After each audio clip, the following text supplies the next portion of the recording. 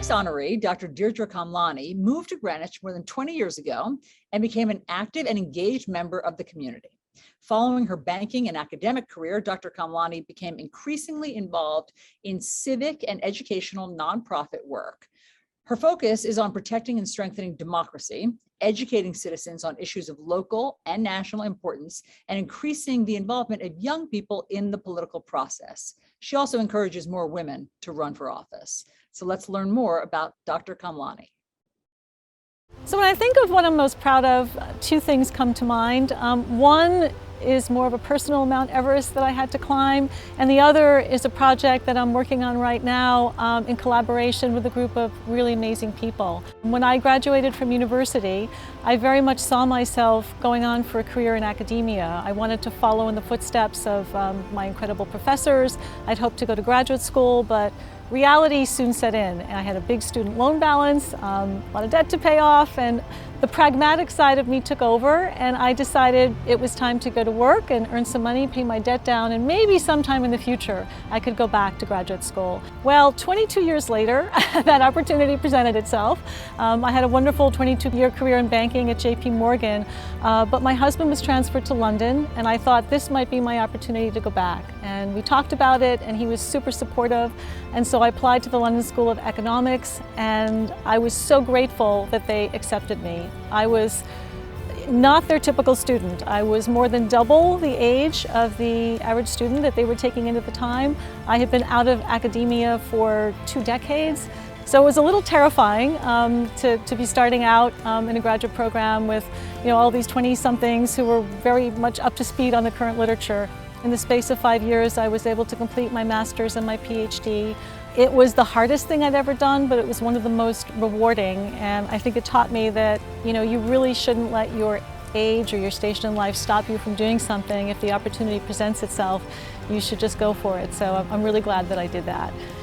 So the second thing I'm most proud of is the collaboration that I've helped foster between the League of Women Voters here in Greenwich and the Case Method Institute for Education and Democracy in Cambridge, Massachusetts. Professor David Moss at Harvard created a course for Harvard undergraduates called The History of American Democracy. And what he did in that is he pioneered the use of Harvard Business School's case teaching method and applied that to pivotal decision points in American history. Students found it a really engaging way to learn. It increased their evidence-based argumentation skills, their critical thinking skills, but most importantly, their ability to debate constructively with people having an opposing political view, which is something that we're sorely missing in our democracy today. And the other thing we found is that students who participated in these classes said they were more likely to vote and they were more likely to stay engaged with politics, and some even said they'd be more likely to run for office.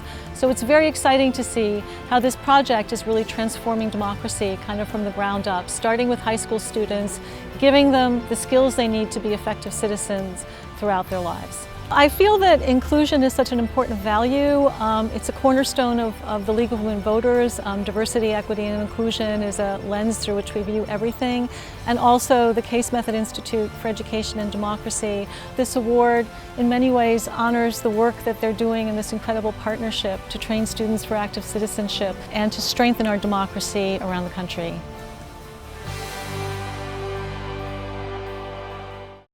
Hi, how are you? Fine, lovely to meet you. You too. I love hearing about you and your work. And so, Dr. Kamlani, one of your accomplishments was bringing the Case Method project first to Greenwich schools, and then eventually, I understand, to high schools in 33 states. So tell us about that and why it was so important to you.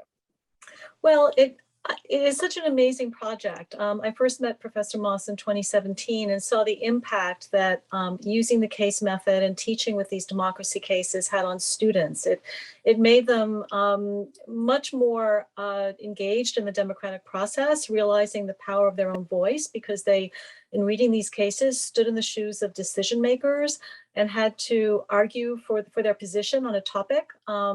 And I think it taught them these very valuable skills that they need to be active and engaged citizens throughout their lives. So they learned critical thinking skills and evidence-based argumentation skills. And most importantly, they learned how to debate constructively with people having an opposing political view, which I think is something that's really important, especially right now at the point we are in our nation's history.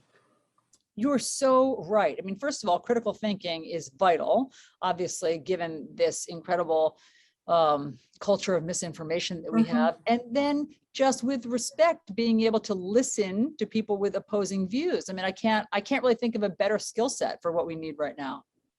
I totally agree, which is why this project is so exciting. And we've rolled it out through 155 league chapters in 33 states. And the project itself, the Case Method Project, is now an institute, and it's in high schools in all 50 states. And that's in a very short period of time. So it's exciting to see it catch on. And I think it's going to really have a measurably positive impact on our democracy.